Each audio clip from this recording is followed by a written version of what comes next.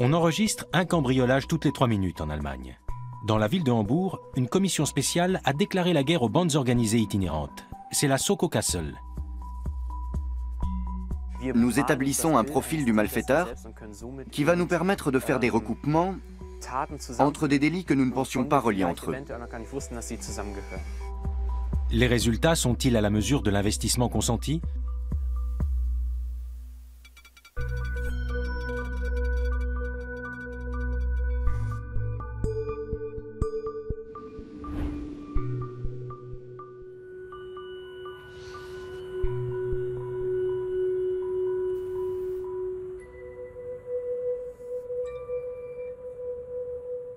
Stephen Heinrich et Elena Kamp de la Soko Kassel viennent faire quelques constatations sur le lieu d'un cambriolage qu'on vient de leur signaler.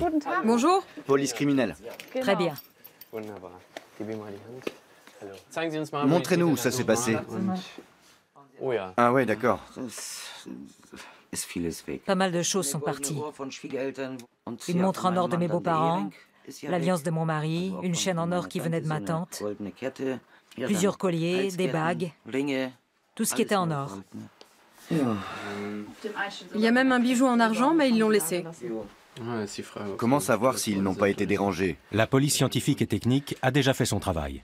Les enquêteurs de la commission Kassel se concentrent sur le déroulement des faits. Vous pouvez y aller.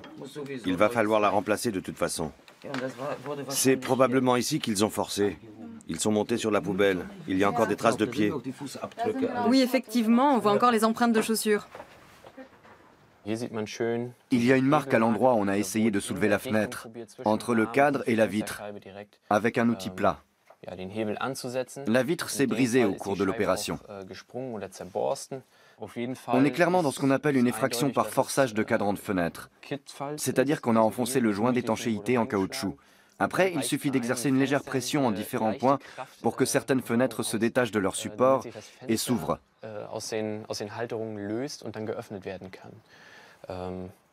Donc, désolé de devoir vous le dire, mais vos fenêtres ne sont pas bien sécurisées. Le matériel est assez ancien. Les victimes sont encore sous le choc. C'est dur. Avant de s'endormir, on ne peut pas s'empêcher d'y repenser et de paniquer à l'idée qu'il pourrait revenir. C'est horrible. Stephen Heinrich et Elena Kamp sont là pour établir un profil comportemental du cambrioleur. De toute évidence, il s'agit d'un spécialiste de l'effraction par la fenêtre. Mais comment est-il venu sur les lieux? Comment en est-il reparti? A-t-il été dérangé en cours d'opération? Si les réponses coïncident pour plusieurs effractions différentes, les enquêteurs pourront en déduire qu'ils ont affaire à un seul et même cambrioleur en série. Dans l'enquête que nous menons sur le lieu du délit, nous ne laissons aucun élément au hasard. C'est l'étape qui va nous fournir le plus de renseignements. Naturellement, ça prend du temps, mais la collecte d'informations, c'est notre priorité absolue. 2 autres maisons ont été dévalisées dans la même rue. Les enquêteurs cherchent à déterminer s'il s'agissait du même cambrioleur.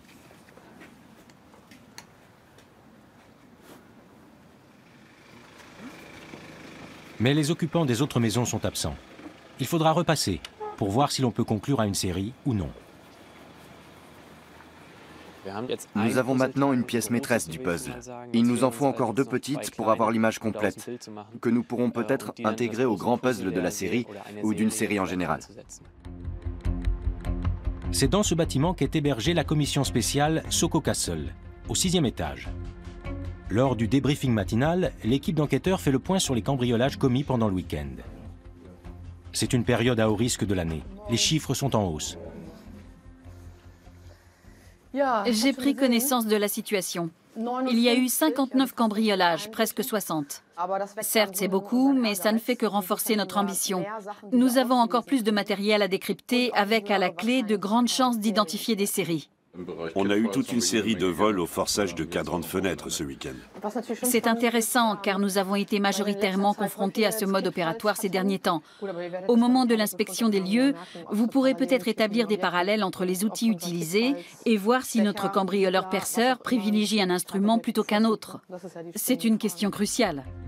La directrice de la commission spéciale et son équipe ont déclaré la guerre aux cambrioleurs itinérants, aux malfaiteurs professionnels qui opèrent à l'échelle internationale. C'est la moitié des cambriolages sur le sol allemand.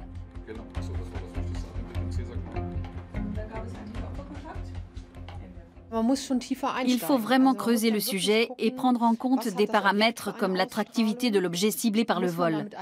S'il vaut mieux atteindre l'objectif en voiture ou en transport en commun, ce genre de détails en dit très long sur les malfaiteurs. On essaie d'assembler tous ces éléments pour savoir s'il s'agit bien de cambriolage en série.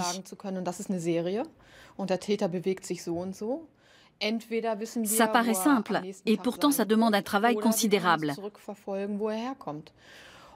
Notre commission prouve que le jeu en vaut la chandelle.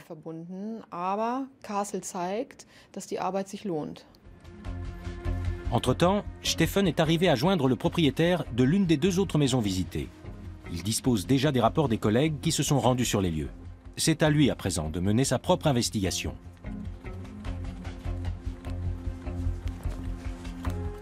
Bonjour, Heinrich de la police criminelle. On m'a informé que vous aviez été victime d'un cambriolage. Est-ce que je peux jeter un coup d'œil? Entrez, je vous en prie. Merci beaucoup. Allez-y, tirez fort. Ils n'y sont pas allés de main morte? On voit qu'ils ont essayé de tordre la porte une trentaine de fois avec un pied de biche. Ça fait quand même drôle. L'ancien propriétaire nous avait laissé entendre que la maison avait déjà subi 2 ou 3 cambriolages. On a donc tout refait, si bien qu'on était persuadé que plus personne ne pourrait s'introduire dans la maison avec les fenêtres et les portes que nous avons fait installer. Ils ont dû essayer de soulever la porte de la terrasse. Mais comme ils n'ont pas réussi, ils ont voulu percer dans le joint en utilisant un piquet pour soulever. La barre a été introduite par là, et la poignée est positionnée perpendiculairement. En travaillant un peu par-dessous, je peux soulever la poignée. La porte était fermée à clé. La clé était dans la serrure. C'est vraiment un saccage. Ils s'y sont repris à 30 fois. Il faut le faire. On ne voit pas ça tous les jours. La porte n'est pas le problème, elle est bien sécurisée. Ce qui a peut-être manqué, c'est une vitre anti-effraction. À vrai dire, on peut toujours en faire plus en termes de sécurité. Je pourrais aussi mettre des barreaux en acier aux fenêtres. Quand bien même. Mais j'ai pas envie de vivre en prison. Le déroulement de l'effraction est clair. Une fois dans le jardin, à l'abri des regards, les cambrioleurs ont pu s'attaquer à la baie vitrée en toute tranquillité. Ils ont pu aussi passer par la palissade en bois pour s'introduire dans la maison du voisin. L'essentiel pour nous, c'est vraiment de collecter le plus d'informations possible. D'où venait le malfaiteur? Par où il a pris la fuite? S'il aime escalader? Nous nous faisons une idée de son profil, ce qui permet de faire des recoupements avec des infractions du même type, dont nous ne savions pas qu'elles étaient liées au départ. Alexandra Klein est la première femme nommée à la tête d'une unité spéciale à Hambourg. Sous sa direction, la commission Kassel a déjà 2 ans de succès à son actif. L'exploitation et l'analyse des informations recueillies sont essentielles pour identifier des cambriolages en série. Kassel s'est fixé pour but l'élucidation de nombreux délits et la condamnation à des peines d'emprisonnement plus lourdes pour les récidivistes. Tout part d'une simple petite fissure. C'est une méthode avantageuse pour les cambrioleurs, qui ne risquent pas d'éveiller l'attention de cette manière. C'est vraiment très élaboré comme méthode.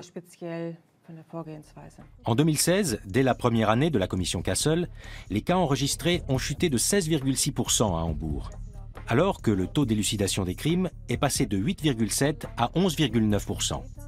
Et jusqu'à septembre 2017, il y a eu 1600 cambriolages de moins que sur les 9 premiers mois de l'année passée.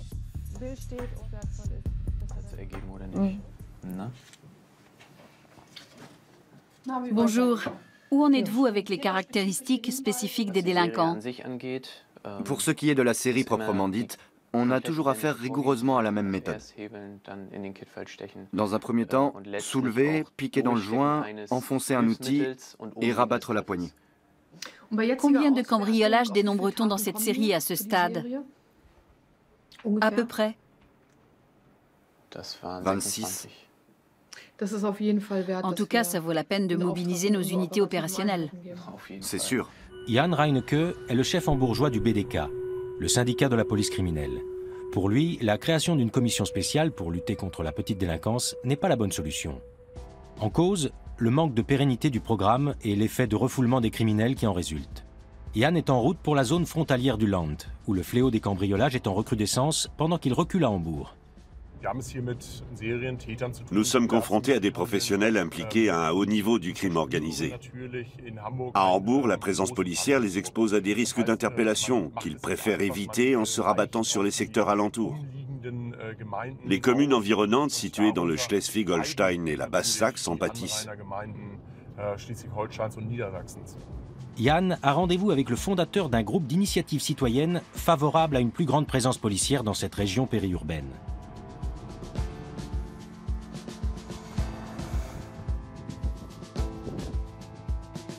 Christian Bischke a lui-même été victime d'un cambriolage récemment. Depuis, il fait signer des pétitions qui seront remises au gouvernement.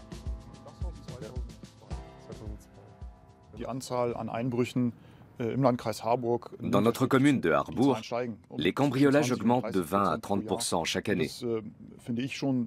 C'est préoccupant pour la région. Si l'on prend en considération le nombre des cambriolages pour 100 000 habitants, on occupe la deuxième place, juste après Dortmund. En 2016, Dortmund a enregistré 485 cambriolages pour 100 000 habitants. Il y en a eu 469 dans la commune de Harbour. Avec 420 cambriolages pour 100 000 habitants, Hambourg est en troisième position. La commission spéciale Kassel prépare un nouveau coup de filet d'envergure. Un nombre important de policiers a été mobilisé. Ils vont s'introduire dans une planque supposée de malfaiteurs et chercher à déstabiliser les personnes présentes. Le café Sportsbar est connu comme étant la planque d'Albanais impliqués dans le cambriolage des maisons et des appartements. Pendant l'opération, nous allons flouter tout ce qui est filmé avec les moyens dont nous disposons. Dès la seconde où nous donnerons le feu vert, et jusqu'à ce que Stephen me donne un retour au poste de commande, nous serons en mode urgence. Stephen Heinrich dirige les opérations. Il ne laisse rien au hasard pour préparer au mieux son équipe. Plan détaillé, timing, voie d'accès et issue de repli. Tout est passé au crible. Aucun client du bar ne doit s'échapper. Au cas où il y aurait de la casse, nous ne cassons rien. Par principe, nous ne cassons rien. Mais si jamais ça arrive, prière de me le signaler. J'en prendrai note et ce sera mentionné dans le rapport ultérieurement. C'est la pire époque de l'année pour les cambriolages à Hambourg. Il y en a en moyenne un par heure en ce moment. Alexandra Klein est en route vers un nouveau cambriolage. Cette fois-ci, les voleurs sont entrés par le toit. Un plan dernier cri particulièrement audacieux.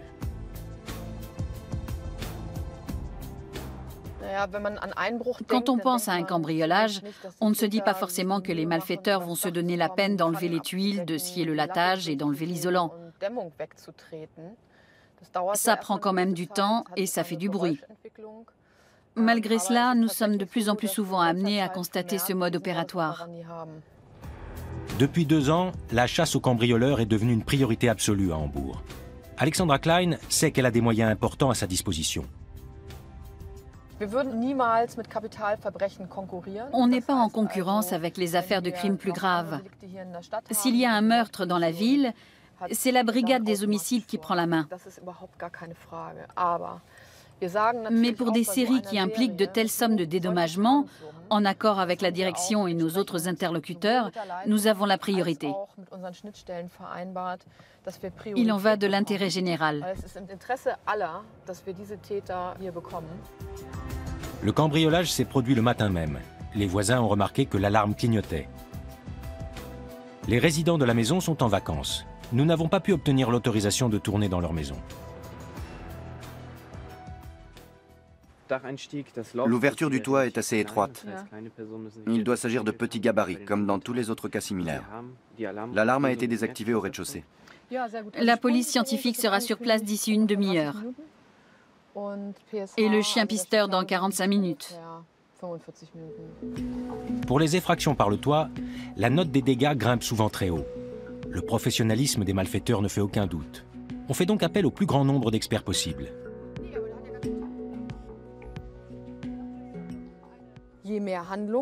Plus il y aura de manœuvres de la part du cambrioleur, et plus la recherche de traces sera poussée, dans la mesure où elle pourra nous livrer encore plus de renseignements très précieux sur les malfaiteurs. C'est autant de gagné pour nos enquêtes, mais ça prend du temps. Le travail sur le lieu du délit est aussi important que pour un homicide. Beppo, le chien pisteur, doit reconstituer le cheminement des délinquants.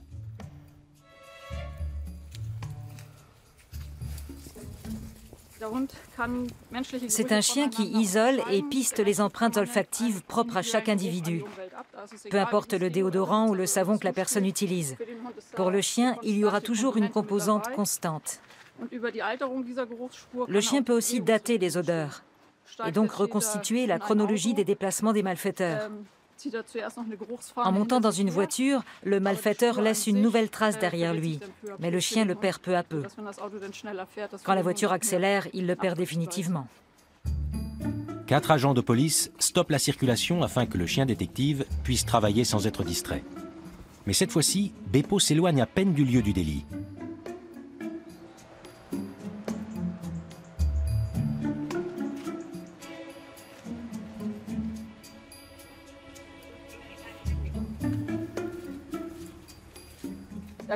On dirait qu'il ne veut pas aller plus loin.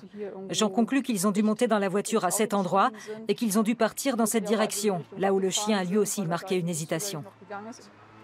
C'est une excellente indication. Ce serait bien de continuer à mener l'enquête sur le terrain et de demander aux gens s'ils ont remarqué quelque chose d'inhabituel. Au moins 15 cas d'effraction par le toit ont été commis au cours des derniers mois. Aucune piste n'est privilégiée pour l'instant.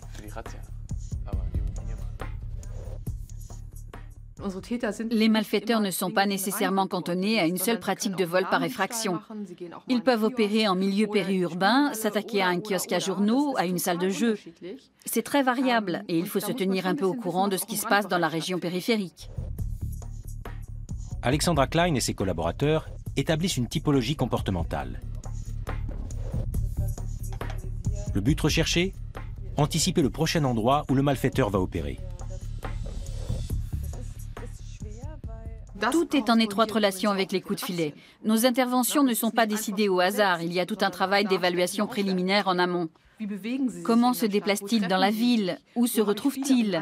Et quelles conclusions peut-on en tirer? En dehors des frontières du Land, la commission spéciale Kassel ne dirige plus les opérations. Et il n'y a pas assez d'équipes pour patrouiller. Jan Reinecke accompagne Christian Bischke à la réunion qu'il a organisée.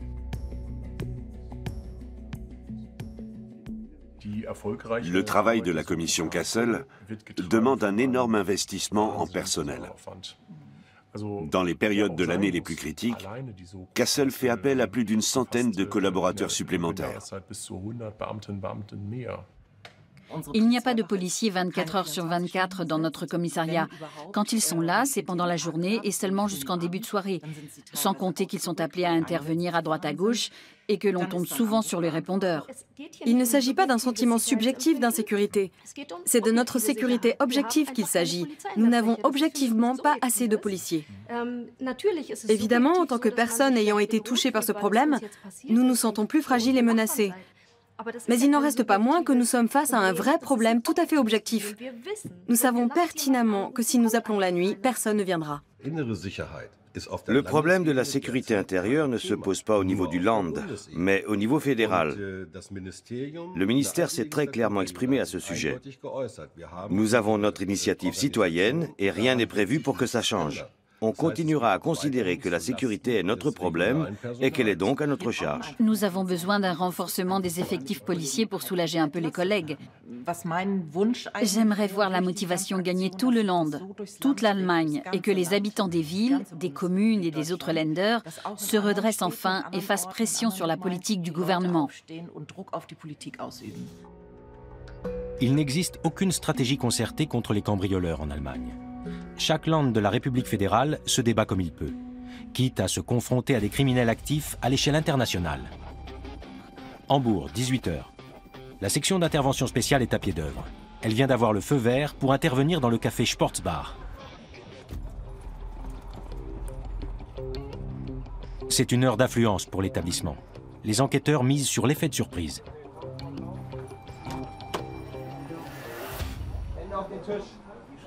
Les mains sur la table. Bonjour.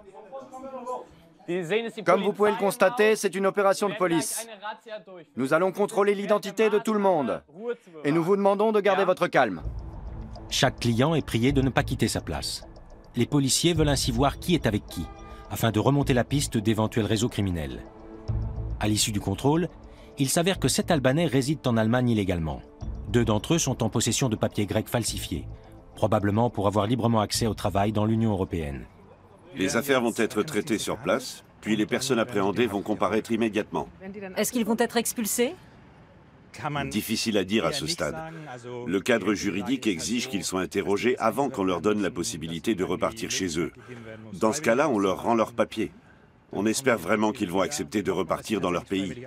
On leur remet alors une autorisation de passer la frontière qui doit nous être restituée. Mais malheureusement, dans l'immense majorité des cas, les gens replongent dans la clandestinité et les autorités perdent leurs traces. Les frontières n'arrêtent pas les délinquants. Une difficulté de taille pour les enquêteurs. La commission Kassel plaçait beaucoup d'espoir dans le coup de filet de ce soir-là. Mais aucun des hommes interpellés n'est connu pour ses méfaits en Allemagne dans le groupe incriminé.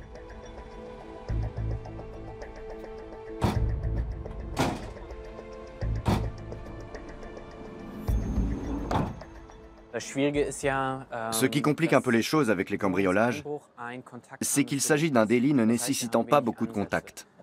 Et les personnes incriminées sont pour une partie d'entre elles anonymes. Quand nous arrêtons un cambrioleur avec 2 autres membres du gang, nous n'avons pas les noms. Avec ce genre d'opération, nous comptons obtenir des noms qui vont nous permettre d'avancer dans nos recherches lors d'un prochain cambriolage. Nous n'excluons pas non plus la possibilité de les associer à un réseau existant. Pour plus d'efficacité, le partenariat policier entre Hambourg et l'Albanie, pays d'origine d'un des gangs, a été renforcé. La direction de la police nationale albanaise siège à Tirana, dans un grand édifice bleu en bordure du fleuve Lana, qui traverse la ville. La police de Tirana a mis en place une unité de lutte contre les cambriolages. André Kropat, de Kassel, est venu avec quelques dossiers sous les bras. À Hambourg, on a interpellé un cambrioleur et j'aimerais bien savoir s'il est fiché chez vous.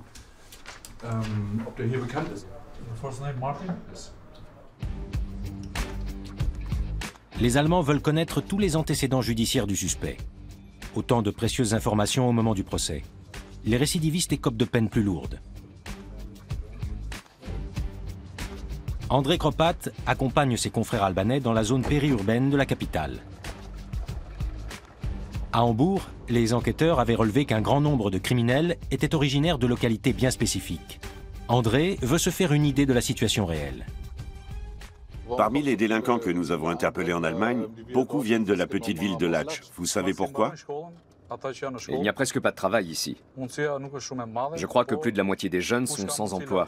Après l'école, ils ont très peu de possibilités pour entrer dans la vie active. Quand ils le peuvent, ils vont dans les grandes villes comme Tirana et Durrës. Sinon, comme ils sont nombreux à avoir de la famille à l'étranger, ils s'expatrient.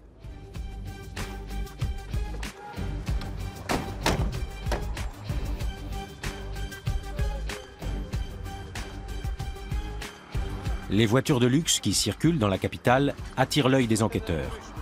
Le salaire moyen d'un citadin albanais est de 2 à 300 € par mois. Pas de quoi s'offrir une voiture qui coûte plusieurs dizaines de milliers d'euros. Que font les gens toute la journée? Absolument rien. Rien du tout? Ils vont à la plage. Je suis interloqué. Je n'ai jamais vu autant de Mercedes dans une ville.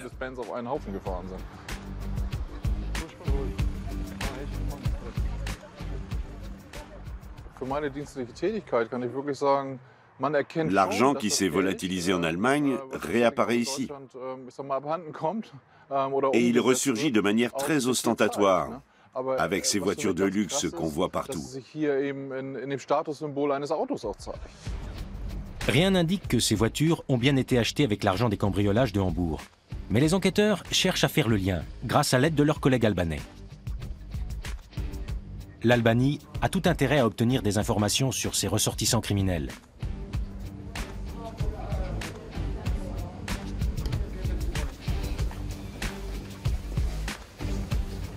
Le pays souhaite entrer dans l'Union européenne. La criminalité imputée aux gangs itinérants donne une image déplorable du pays. Hambourg fixe les règles du jeu. La lutte menée par la ville contre les cambriolages est une référence à l'échelle internationale. le fer de lance de Kassel, réside dans ces unités d'observation. Aujourd'hui, 25 agents de Kassel se rendent sur le terrain. Leur mission, pister un suspect. Son mode opératoire, c'est le forage, sur 10 mm d'épaisseur, alors que même les occupants de la maison sont sur les lieux. Le butin recherché est l'argent liquide et les bijoux. Voilà à quoi il ressemble. Il est assez jeune pour ce genre de cambriolage. D'habitude, ils sont plus expérimentés. On va essayer d'en savoir plus sur lui. Il habite actuellement... On va aller y faire un tour aujourd'hui. Plusieurs équipes d'observation se dirigent vers le domicile du suspect, soupçonné d'avoir participé à une série de cambriolages.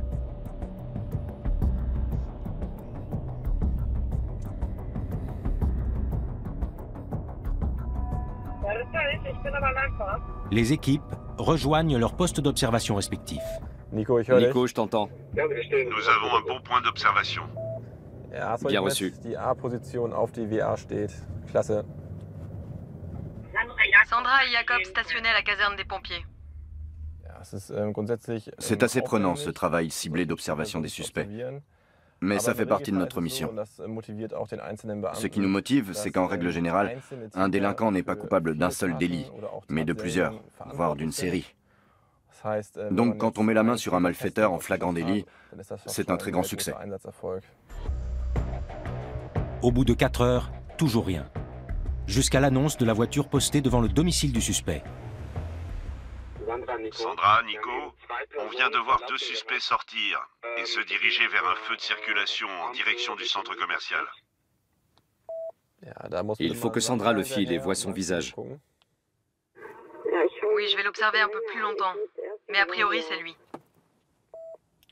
Tu penses que c'est lui, la personne qu'on recherche? Oui. Les unités se dirigent vers le centre commercial pour empêcher le suspect de leur échapper.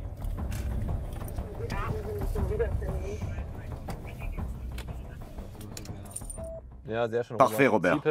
La personne ciblée se dirige vers la caisse, du côté de la sortie du parking.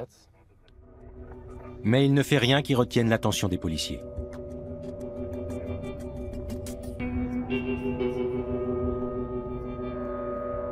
L'homme avec un sac est simplement allé acheter une pizza. Ce genre d'intervention fait partie du quotidien des chasseurs de cambrioleurs. Pour cette équipe, c'est déjà la 3e mission d'affilée sans résultat tangible. C'est évidemment frustrant pour nous qui sommes sur le terrain. On a déployé beaucoup de moyens pour conduire cette opération. Comme on n'a pas réussi à prendre en flagrant délit la personne ciblée, on doit se demander si ce mode d'observation tel que nous le pratiquons doit être maintenu. La commission spéciale cible-t-elle la bonne personne? Doit-elle poursuivre sur la même lancée? Ces questions méritent d'être posées, alors que les cambriolages se comptent par dizaines chaque jour. Les voyages des malfaiteurs ne facilitent pas les choses. Les partenariats binationaux ne vont pas de soi en Europe. André Krepat et Lars Reiter d'Europol se rendent à une conférence internationale où des enquêteurs issus de 3 pays différents peuvent échanger sur leurs expériences respectives. Nous venons juste de contrôler des Sinti et des Roms et nous avons trouvé des billets pour Nice dans leurs sacs. Ils ne fonctionnent pas comme nous qui prévoyons nos déplacements à l'avance. Chez eux, c'est du jour au lendemain. Dès qu'ils se sentent repérés, ils mettent les voiles. Nos frontières sont ouvertes. Et c'est une bonne chose. Mais nous avons encore beaucoup de problèmes pour coopérer avec les autres pays sur ce genre de dossier. On attend beaucoup de la collaboration avec le ministère public. Lars Röhrich est en charge du dossier des cambriolages. Ces rencontres restent internes et confidentielles. C'est une nouvelle occasion de lutter contre les gangs internationaux, avec des sanctions à la clé.